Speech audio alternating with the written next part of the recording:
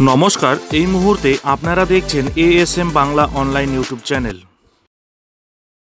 বন্ধুরা, ইতিমধ্যেই 2010 সালের পর থেকে বানানো সব ওবিসি সার্টিফিকেট বাতিলের নির্দেশের পর থেকে এই লোকসভা নির্বাচনের মুহূর্তে রাজ্য রাজনীতি যেন গরম হয়ে রয়েছে।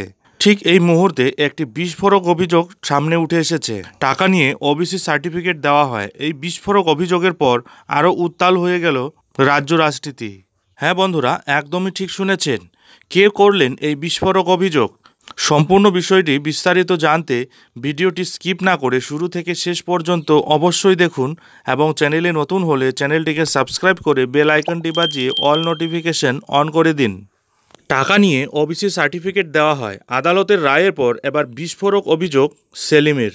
বন্ধুরা, বুধবার 12 বছর পরে ওবিসি শংসাপত্র বাতিল সংক্রান্ত মামলার রায় শোনালো কলকাতা হাইকোর্ট। 2010 সালের পর থেকে রাজ্যে ইস্যু হওয়া সব ওবিসি সার্টিফিকেট বাতিলের নির্দেশ দিয়েছে কলকাতা হাইকোর্ট। এরই সঙ্গে সেই সময় থেকে যেসব শ্রেণীকে ওবিসি সংরক্ষণের আওতায় আনা হয়েছিল তাদের সংরক্ষণও বাতিল করে দিল হাইকোর্ট। বন্ধুরা, 2010 সালের পর জারি হওয়া সমস্ত ওবিসি সার্টিফিকেট বাতিলের নির্দেশ দিয়েছে কলকাতা হাইকোর্ট।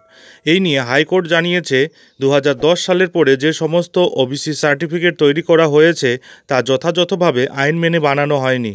এরই সঙ্গে 2010 থেকে সব শ্রেণীর ওবিসি সংরক্ষণও বাতিল করার নির্দেশ দিয়েছে কলকাতা হাইকোর্ট। এই আবহে এবার বিস্ফোরক অভিযোগ করলেন অমিত শাহ। এদিকে সিপিএমের রাজ্য সাধারণ সম্পাদক মোহাম্মদ সেলিমও এই নিয়ে বিস্ফোরক দাবি করেছেন। কলকাতা হাইকোর্টের বিচারপতি তপব্রত চক্রবর্তী এবং বিচারপতি রাজাশেখর মান্থা বুধবার নিজেদের পর্যবেক্ষণে বলেন, রাজনৈতিক কারণে নির্দিষ্ট কিছু মুসলিম শ্রেণীকে ভোট ব্যাংক বানিয়ে এই সংরক্ষণ দেওয়া হয়েছিল। ভোট প্রচারের সময় মমতা বন্দ্যোপাধ্যায়ের দেওয়া প্রতিশ্রুতি পূরণের জন্য ব্যাকওয়ার্ড ক্লাস ওয়েলফেয়ার কমিশন তাড়াহুড়ো করে সংরক্ষণের সুপারিশ করেছিল।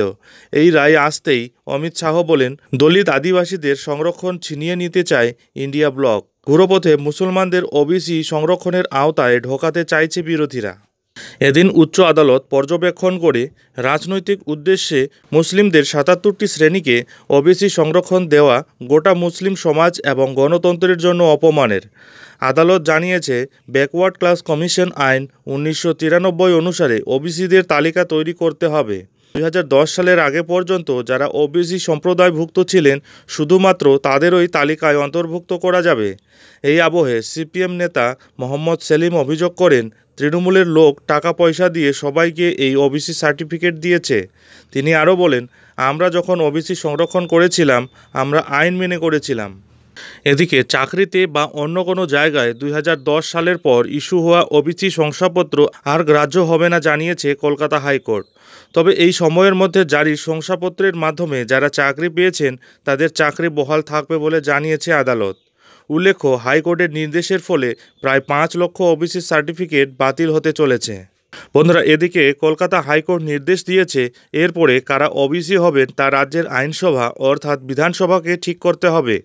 West Bengal backward class welfare কমিশনকে ওবিসিদের তালিকা নির্ধারণ করতে হবে। সেই তালিকা রাজ্যের আইনসভা বা বিধানসভাতে পাঠাতে হবে। যাদের নাম বিধানসভা অনুমোদন দেবে পরবর্তীকালে শুধুমাত্র তারাই ওবিসি বলে গণ্য হবেন। যাই হোক বন্ধুরা, এখন এ পর্যন্তই।